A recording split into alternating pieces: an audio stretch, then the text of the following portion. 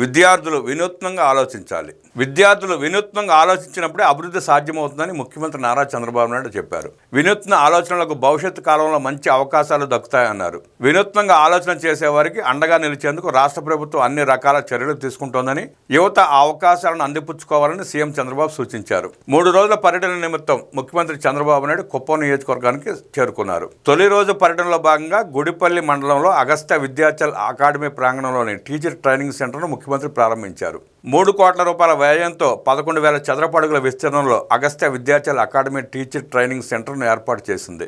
ఏడాదికి 5,000 మంది టీచర్లు, స్కూల్ లీడర్లను తీర్చిదిద్దేలా అగస్త్య విద్యాచల్ అకాడమీ శిక్షణ ఇవ్వనుంది. ఆధునిక శాస్త్రీయ శిక్షణా కేంద్రంగా అగస్త్య విద్యాచల్ అకాడమీకి జాతీయ స్థాయిలో మంచి పేరుంది. డిఐఈటీలు, బ్లాక్ రీసోర్స్ సెంటర్లు, లైవ్ ఇంటరాక్షన్ కోసం 2-వే బ్రాడ్కాస్ట్ స్టూడియోలతో అత్యాధునిక ఏర్పాట్లు ఈ టీచర్ ట్రైనింగ్ సెంటర్లో చేశారు.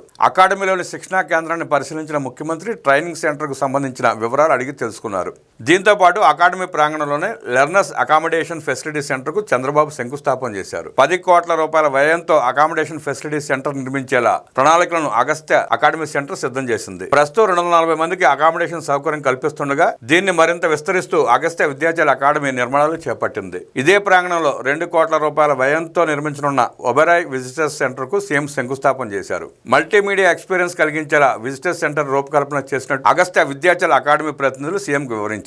శిక్షణ తీసుకుంటున్న టీచర్లను ముఖ్యమంత్రి చంద్రబాబు పలకరించారు. రకరకాల కిట్లతో టీచర్ ట్రైనింగ్ ఇస్తున్న విధానాన్ని పరిశీలించారు. పిల్లలకు సులువుగా అర్థమయ్యే రీతిలో బోధన ఏ విధంగా చేయాలనే అంశంపై శిక్షణ తీసుకుంటున్నట్టు సీఎంకు టీచర్లు వివరించారు. ఆ తర్వాత అలాగే అగస్త్య విద్యాచల్ అకాడమీలోని ఆడిటోరియంలో విద్యార్థులతో ముఖ్యమంత్రి సమావేశమయ్యారు. అకాడమీ చేపడుతున్న కార్యక్రమాలు, విద్యార్థులకు శాస్త్ర సాంకేతిక అంశాలపై అందిస్తున్న శిక్షణపై వీడియో ప్రదర్శనను విద్యార్థుల మధ్యలో కూర్చుని ముఖ్యమంత్రి చూశారు. ఈ సందర్భంగా విద్యార్థులతో ముఖ్యమంత్రి ఇంటరాక్షన్ నిర్వహించారు. ఈ సందర్భంగా ముఖ్యమంత్రి మాట్లాడుతూ ఈ సంస్థ చైర్మన్ రామ్జీ రాఘవన్తో తనకు 25 ఏళ్ల నుంచి పరిచయం ఉందన్నారు. మంచి ఇన్నోవేషన్ సెంటర్ ప్రారంభిస్తానని నాతో చెప్పారు. నేను అంగీకరించాను. 25 ఏళ్లుగా ఈ అకాడమీని సమర్థవంతంగా నిర్వహిస్తున్నారు. ఇండియాలో ప్రముఖ సెంటర్గా పేరు తెచ్చుకుంది. స్వచ్ఛమైన వాతావరణంలో ఈ అకాడమీ ఏర్పాటైంది. ఈ అకాడమీలో చేపడుతున్న విధానాలే ఏపీ ఫ్యూచర్ విధానాలు.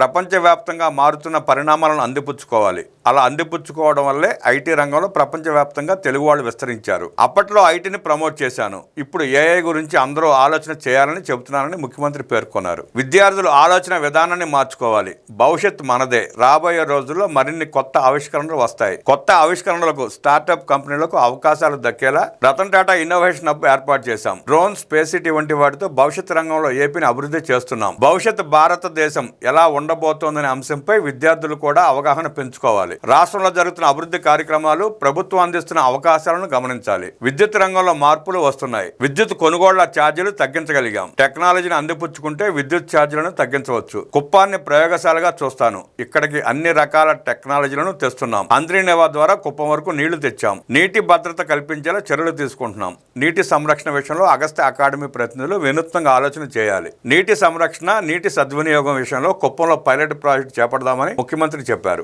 ఈ కార్యక్రమంలో చిత్తూరు జిల్లా ప్రజాప్రతినిధులు, జిల్లా ఉన్నతాధికారులు, కుప్పం స్థానిక నేతలు పాల్గొన్నారు. అంతకుముందు కృష్ణా జలాలకు ముఖ్యమంత్రి హారతి ఇచ్చారు.